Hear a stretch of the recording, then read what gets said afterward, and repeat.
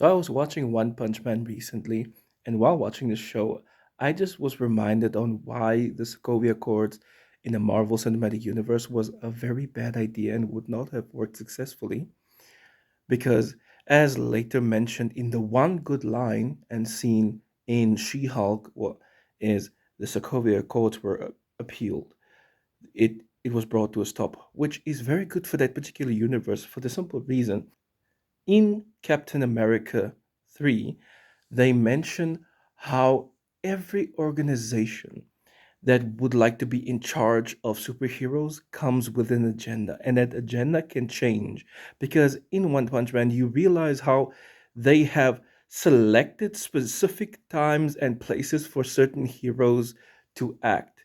Even though sometimes there are heroes that are more capable than others that can do a lot more, but because they don't have the same financial status, the same power level, the same IQ level, or whatever, and then they would limit them to very insignificant tasks. For example, they abused most of these heroes. They told them or gave them tasks that are very personal to them for some reason. Like instead of saving the world, they would prioritize their own safety and their family safety over the safety of the entire city or country within that realm.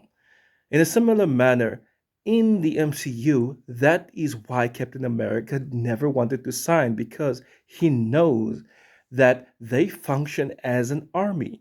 They are the Avengers. After something happens or while something is happening, they go out there and they avenge people. They are there to protect those that could not protect themselves. They are reactive.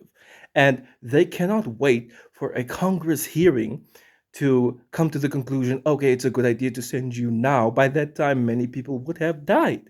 This is why it was quite silly to me the argument of, yeah, but the Avengers kill people.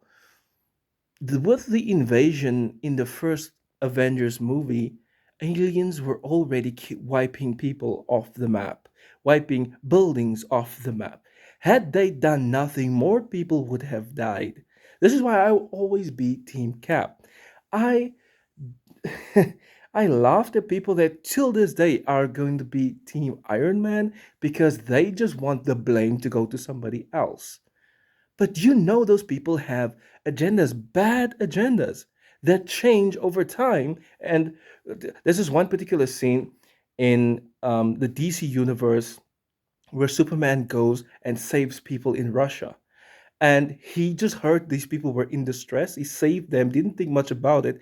And then when he comes back to the United States, the army, the DOA or something, ask him, "What were you doing in Russia? You know, we, are not allies of Russia or whatever." And they were yapping on and on why that was such a bad political strategy. But Superman doesn't need to listen to politics if he knows somebody in a different country needs help.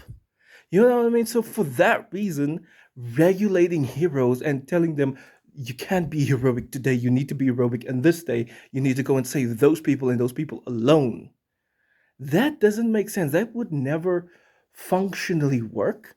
The only positive of that happening in One Punch Man is the fact that they actually get paid for being heroes. That's the only way I will agree to regulating heroes and having a structure for them to follow and having them only act when the government tells them to act. But other than that, overall, it is a bad idea because some governments will just have unnecessary beef with another government. And when those people need help, they won't send the heroes out to go and help those people just because they think, if I sent my hero, they might try and kill them or try and claim them or whatever reasoning they use is always going to be bad logic at the end of the day. You know? So for that, sorry for this mini rant, but that's why I realized it was a very good idea for them to completely scrap the idea of the Sokovia Accords because practically it never works. And if you were ever Team Iron Man, I feel sorry for you. See, me and you, we cannot be in the same WhatsApp group.